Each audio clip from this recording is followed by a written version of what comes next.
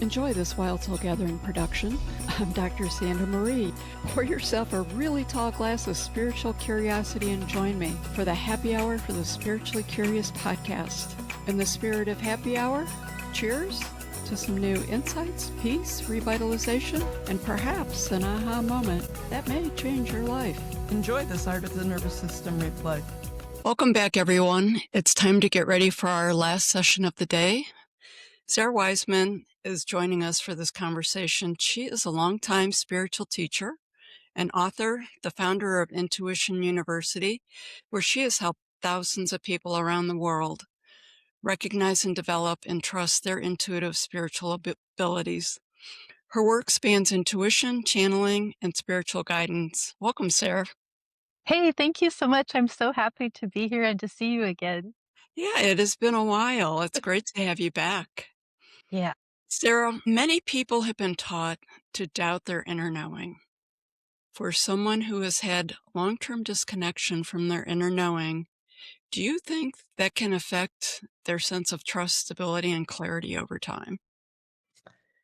Yeah, I think that society sort of teaches us that inner knowing is not what we should follow. And in fact, society is completely wrong, and inner knowing is like the only thing we should follow. So it can really play havoc on everything in a person's life to sort of tune that part out.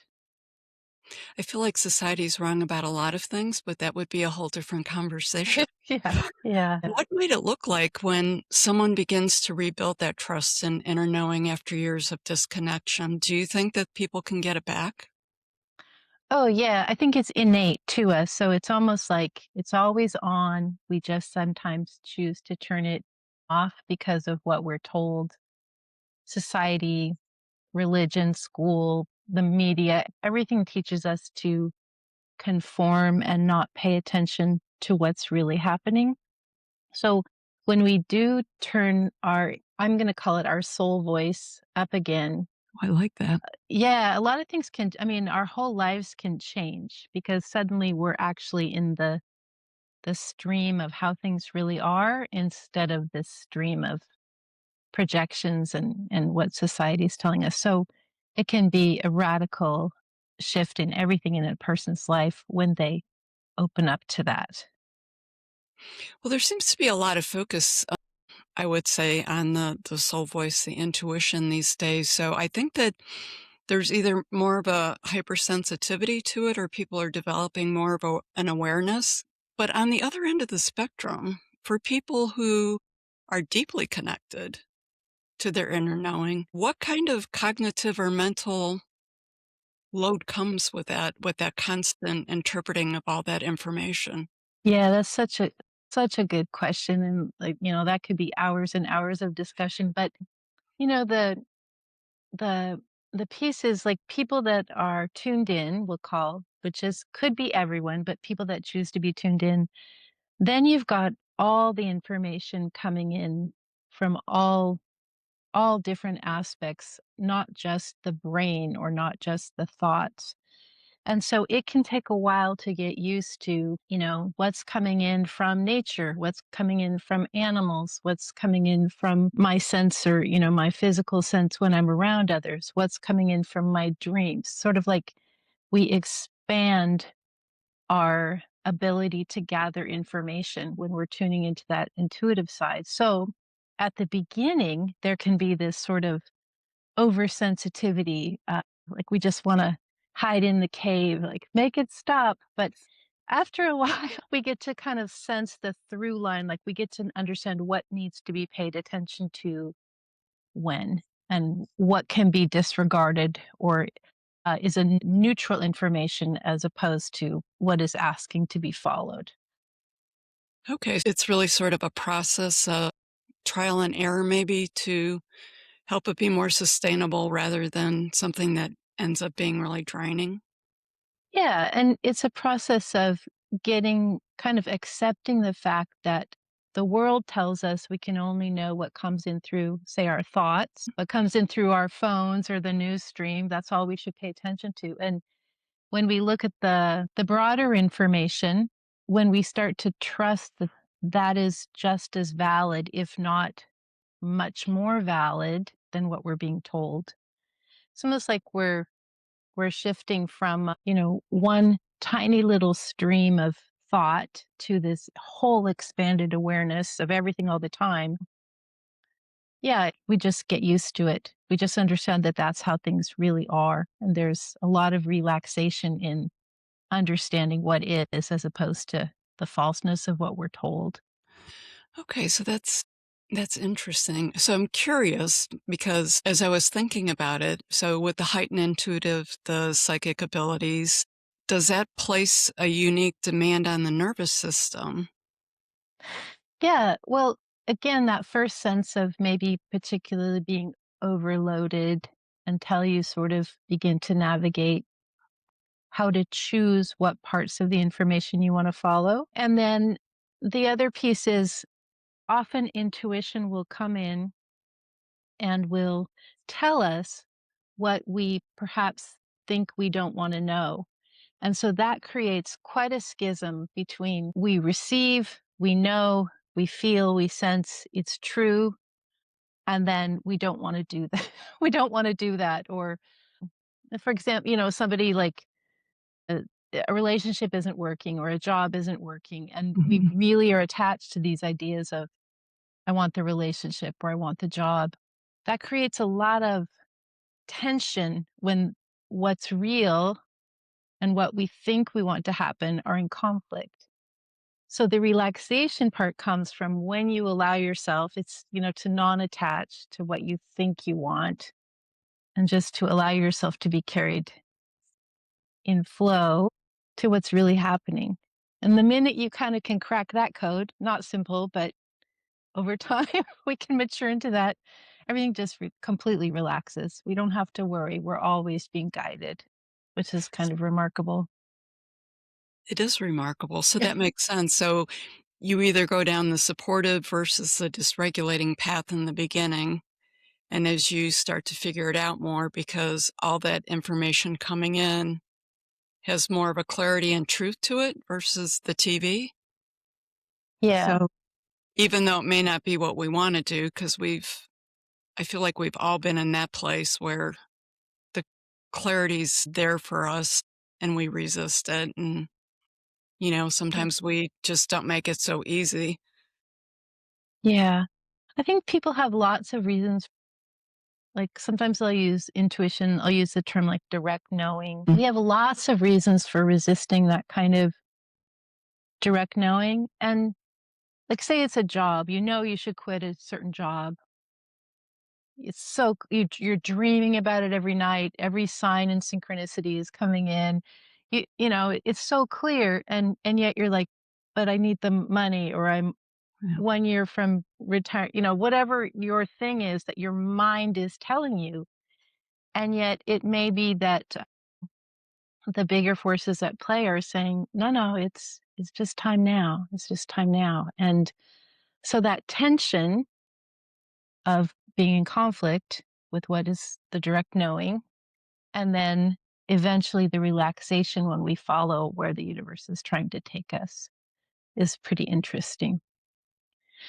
I do think there's another point, especially at the almost like the beginning of the journey. Like a lot of times people will wake up, have a psychic or spiritual awakening, and have this onslaught of information start to come in. And there is some tension or confusion at that stage when it's like you've just opened up so much, all this information is coming in that you've never dealt with before. And there is some time to sort of learn how to navigate that. That can be not very relaxing. But once you've sort of understood how to get there, things get much easier. But I would say that the main piece of it's not that being intuitive or having direct knowing is particularly relaxing in itself. It's that it provides the information on where to take the next step in your path. And that's what's relaxing. Okay, That's that what makes helps sense. us. Yeah, that's what helps us like, we just surrender. Okay, We just because it feels surrender. like it could create a little bit of anxiety or overstimulation and Yeah. almost some self-doubt at times with it, but that makes sense when you say that it gives you that peace. Yeah. And Mm. there's the tremendous amount of misinformation on intuition and the entire metaphysical reality is just, that also creates a lot of stress when we're following down these rabbit holes of all these things that aren't even real or that are super commercialized. And it's really, you have to have your personal meditation or your personal stillness. You have to have direct connection. You can't just read about it or follow it on YouTube. You have to do the practice yourself in order to have any kind of movement on that path. Okay, so that takes me into an area that getting to be more and more passionate about, and that's the $10 billion or so spiritual industry that's out there. So you talked about the misinformation that's out there. Could you just elaborate on that a little bit more and how people can be just maybe some tips on being a little more discerning with it? Well, anything that's super commercialized, I would just definitely, definitely avoid. Anything that's promising money or power or love, eh, I would just not believe it. Anything that's promising manifesting or magic, we're here as awareness. We're meant to live in awareness. And potentially the better thing than looking at any of that is to just step outside and breathe the air and sort of be in your body and call that good. That is where more intuitive awareness is going to come than from any, you know, I would say big that thing. that's been an overarching message that's come out with the summit over the last Yeah. 2 days, and I expect that to be a thread that continues through tomorrow for sure. So that's Yeah. fascinating that you have gone right down that same path, and obviously that doesn't cost any money. It's just something that's available to anyone, and anyone can do if they make the choice. I think that, you know, we've talked a lot, especially today, that it's simple. And I think because it's so simple, people think this can't possibly be the right answer because we've come from these Western cultures where everything takes work and you have to work hard and you have to pay money and it has to have some kind of value to it, that the true answer is getting overlooked. Yeah. I think, yes, I completely agree. And sometimes I'll get clients coming and they'll be like, oh, I think I'm going to take this, massively expensive many year program of training because I want to increase my intuitive skills or my metaphysical understanding. And I will say, go outside, bring your jacket if it's snowing or whatever, and just have this stillness. And they would prefer to have all of the hardship of doing this long, long journey rather than being with their inner self for a few moments. It's like it's harder to allow that level of surrender to the consciousness around us than it is to go in the Western system or actually the Eastern system too. It's like these older hierarchical systems that, if you don't do the suffering, you can't have the experience. And Yes. there's no suffering is involved or no suffering is needed with this direct knowing. Yeah, I mean that I would agree with that. When I was in Tibet, there was some type of holiday where people were crawling on the streets and really bringing on a lot of pain to themselves as part of their offering to evolve. So Mm. that's important that it's not just the Western culture. I would agree with that for sure. Yeah. Can you tell if intuition is getting filtered through fear, past experience, or projection? Like Oh, it's sometimes I feel like it gets mucked up in there sometimes. yeah. I think that when we have a strong attachment to how we think things should be, like say this job idea that we've been kind of discussing. So I work plenty in clairvoyance, so looking in visuals in the mind's eye. And so what I find is that when I really want something and the universe is saying, nah, That's not how it's gonna be. I'll I'll have the image, like, I'll strive to put up the picture in my mind of how I want it to be, and I'll even have this sensation of the picture will just pop away. Like, I'll keep trying to put it up there, and it'll just keep popping down. And once that happens a few times, at this point, I'm like, "Well, I'm heading in the wrong direction."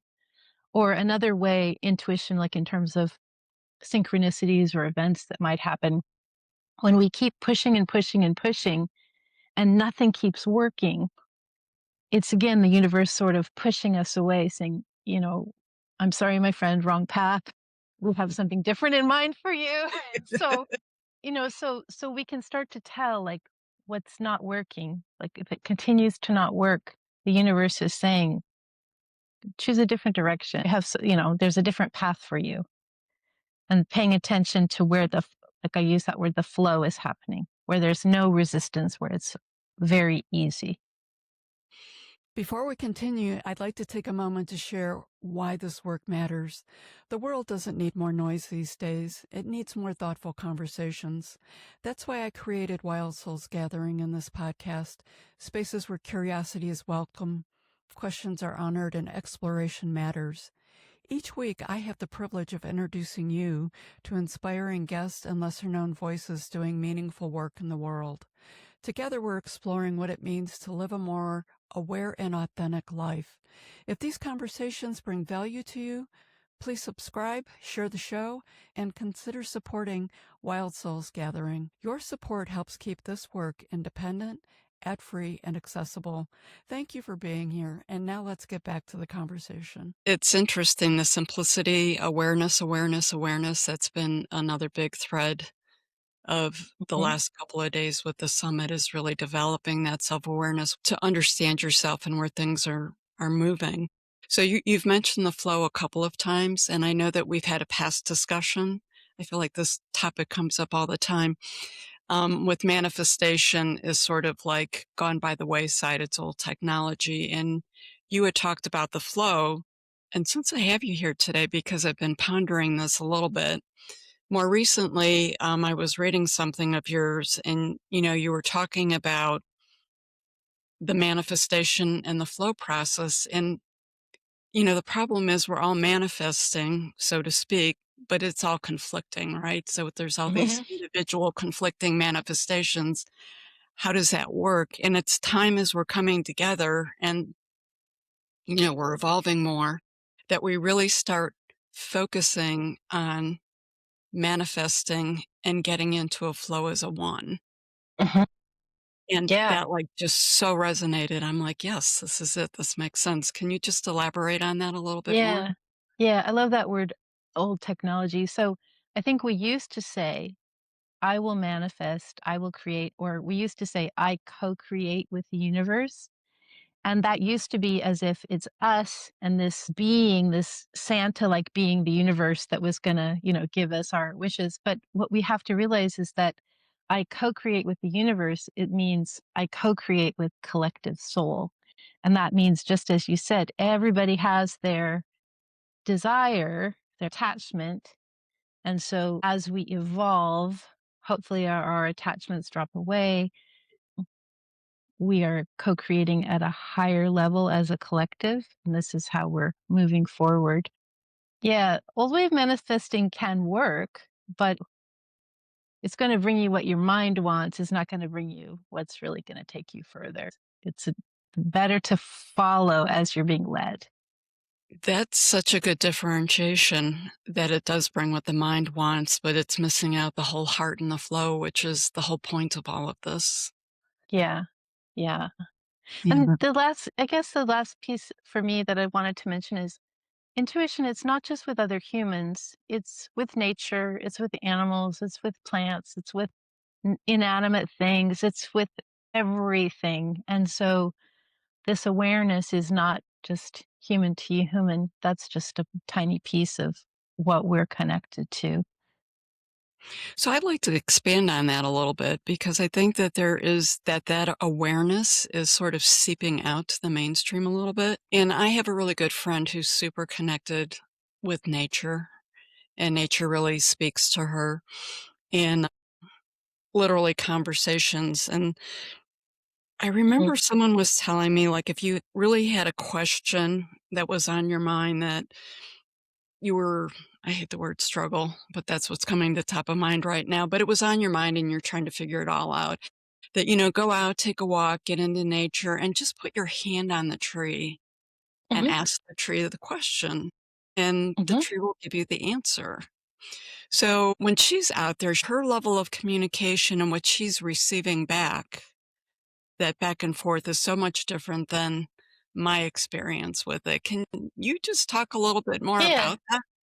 yeah, and I mean, for some people, the tree might answer in a voice, potentially, but for most people, when we touch the tree, we are immediately sent into this it's almost like we match the vibrational essence of the tree, we're sent into the deep relaxation of the tree, and whenever we deeply relax, and I don't mean we're in trance state, we're just like we're fully present, then everything becomes clear. So it's not necessarily that the tree is talking to your friend, although that might be, but it's the tree gives us the breath or the pause of awareness that lets the clarity just come instantly.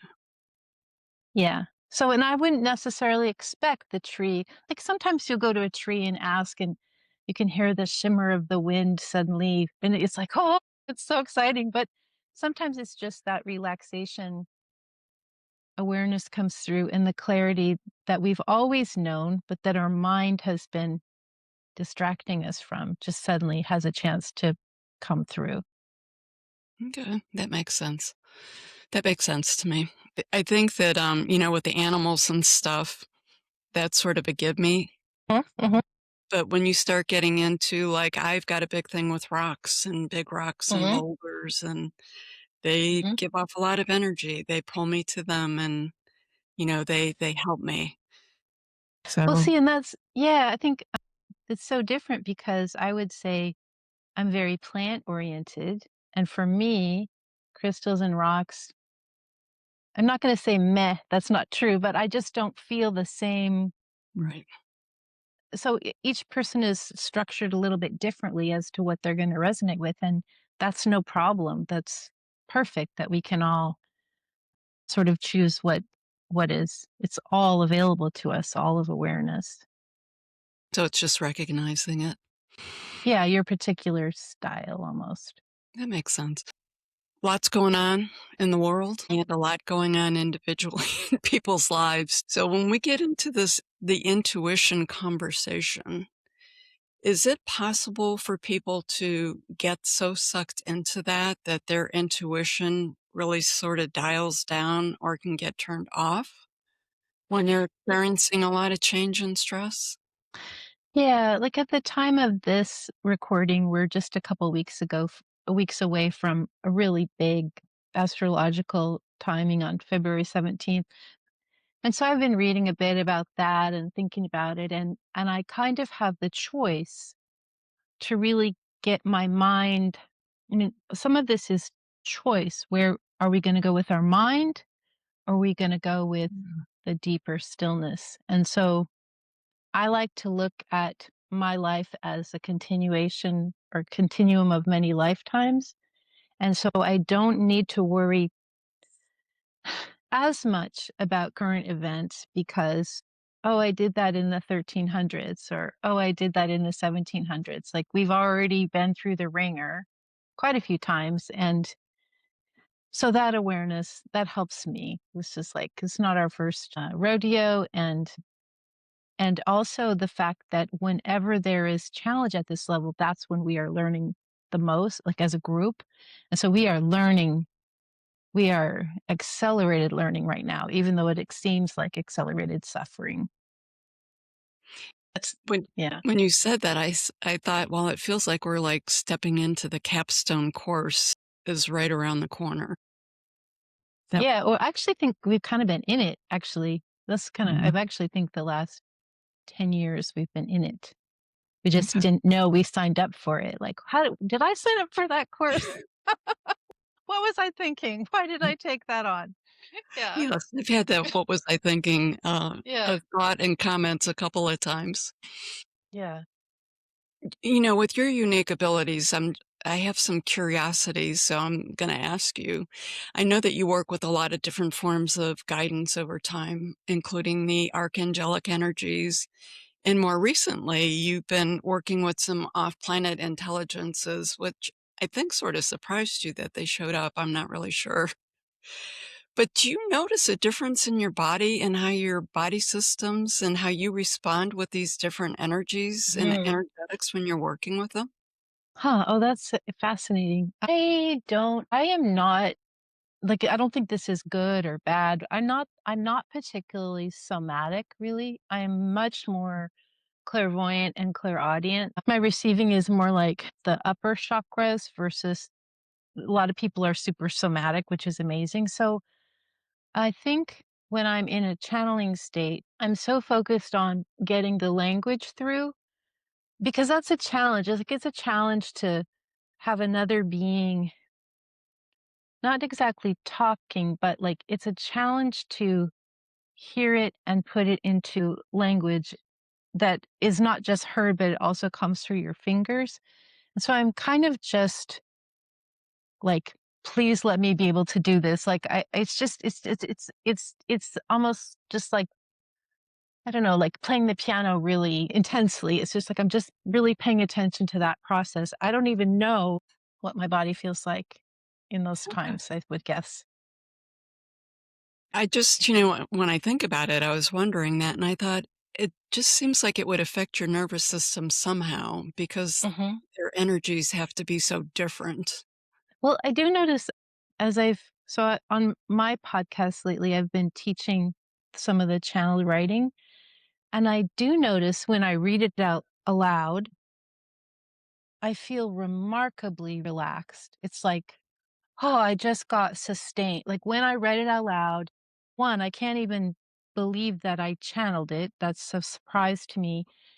And then as I read it, a deeper meaning comes through and I feel amazing. Like it's just a delight. And I feel so good and whole. I feel so whole when I read that aloud.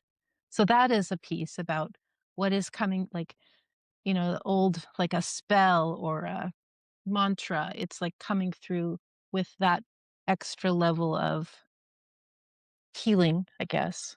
Okay. Healing. So it's almost like that blissful feeling sometimes you can get when you do energy work. So maybe not to that degree, but it just leaves you with that good feeling. Yeah, this feeling of being super grounded and also absolute clarity and absolute like wholeness. I just Mm. feel that when I read it out loud. Okay. Yeah. Clarity's been coming up a lot lately. Well, so that's interesting that you said that it helps you feel more grounded because I was going to ask you with all of that's happening on the psychic level with you, what is your grounding practice? And do you have a self-care practice with this, or you just sort of go with the flow? Uh, well, so some people know, like I live with Dr. Steve, who was on your show. So he's Yeah. my basic grounding. He's a very grounded person. So that stability of personality is nice. But my grounding is really probably going for walks in nature. That is the physical thing that I do most days. And then my other grounding is meditation. So I just try and I just try and live a life that is pretty simple. It's not very social. It's pretty isolated. And I try very hard to stay out of drama or, the various many issues that, consternation, drama, agitation. I just kind of try and opt out from all of that if I can. But I would say that the physical piece is going for these long walks in nature and going to bed really early. Just like that's what I just like. No, uh, yeah, no, I can actually relate to it. I feel like the more we're evolving, the more alone. So Mhm, alone's not the right word because alone has a negative connotation for us. The more we like to be with ourselves, mhm. like less stimulation, that outer stimulation, and being out by alone by ourselves really does seem to make a difference. And the more I'm talking to people and I'm watching them evolve and excel on their path, the more they're telling me that a lot of different things in their life are shifting, where they're spending more time alone. They're, Mhm. removing different stimuli from their life. So that actually makes sense to me. Yeah, and even if it's, say, family or friends or social, like, if it's not answering like, if you're really working on your inner self and, say, a friend group, I don't know, they're still going out to the bars, partying, and so those interactions, again, are not gonna be resonating, and so you won't take as much joy or you might find it difficult to even be around people that aren't on the path. And as you know, like there's fewer people on the path at this point than there are kind of in the more mainstream. It's not a fault. And so there are maybe fewer sensitives that you're going to run in on a day to day. And it doesn't make sense to be in the mainstream because there's no answer there for me anyway. And so you just want to be with the universe. You just want to be with your soul self as part of consciousness, and the rest seems to not be important. One of the things I think that you're involved in that you really don't talk much about, or I don't know that I've really heard you talk about, to be honest. So you have sent out a free meditative music set, I think a month or so ago. That was very beautiful, and I love it. So you're involved in music, and actually, Mm, I know that you mhm. sing and you've won some awards for your music. What role does music play in this, and how do they interconnect with all these other abilities that you have?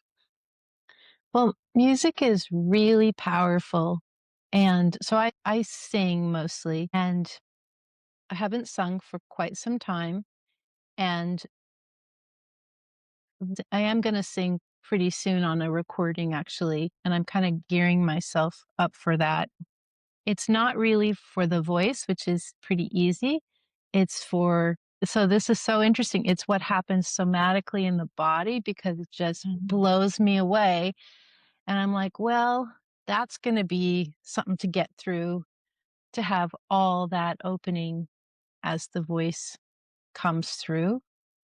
I used to do a lot of ecstatic dance, and it was similar that through the body, this complete expression, but it's not as personal as singing for some reason. The singing brings something different through. So I find it actually kind of challenging to allow myself to go into that space of letting that somatically come through. And now I'm getting really nervous. No, no, I'm not. I'm just like, oh, yeah, that's going to happen. So, like, I'll deal with it when it happens, but realizing it's a physical somatic process, singing, dancing. Yeah. Well, I appreciate you Yeah. being open and sharing about it. Yeah. Yeah, I think that's probably why I don't do it all the time because it is a lot. Yeah, So I'm gonna or ask. it's also oh, sorry. No, I No, mean, no, that's no, go also ahead, what no, you yeah, finish your thought. I'm that's not gonna also let you off the hook with it. Not. that's also why I don't, I can do hands healing, I can do energy healing, but I find it so intense. That's not my usual practice.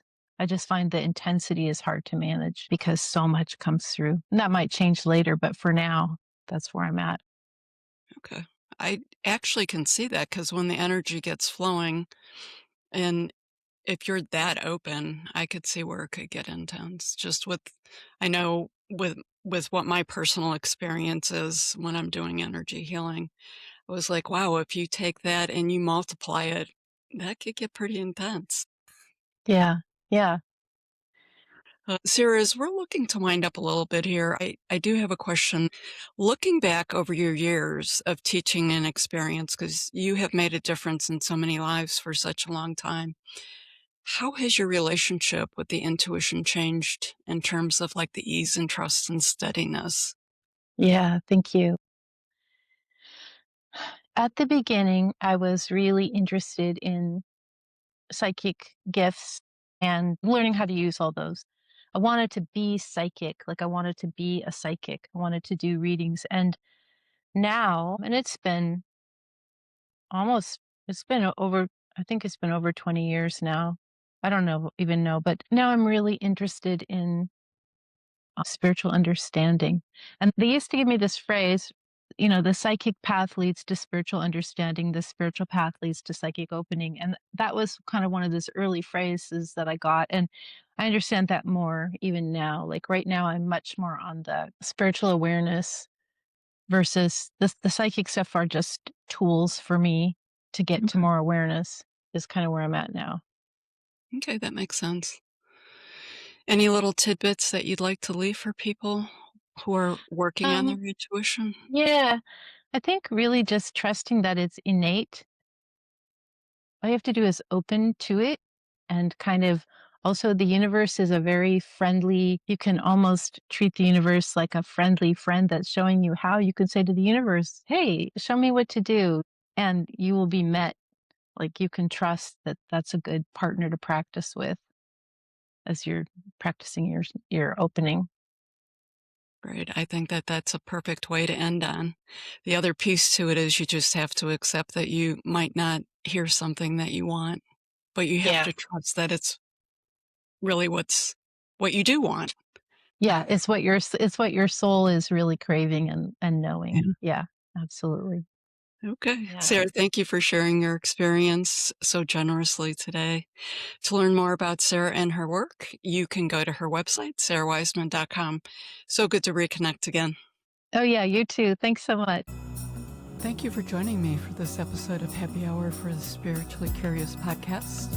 If you enjoyed today's conversation, please subscribe to the podcast and follow us on YouTube. And if you'd like to explore these topics more deeply, visit wildsoulsgathering.com, where you'll find free resources and guided practices designed to support your own journey of curiosity, healing, and personal growth. This is Dr. Sandra Marie, sending each of you peace and love.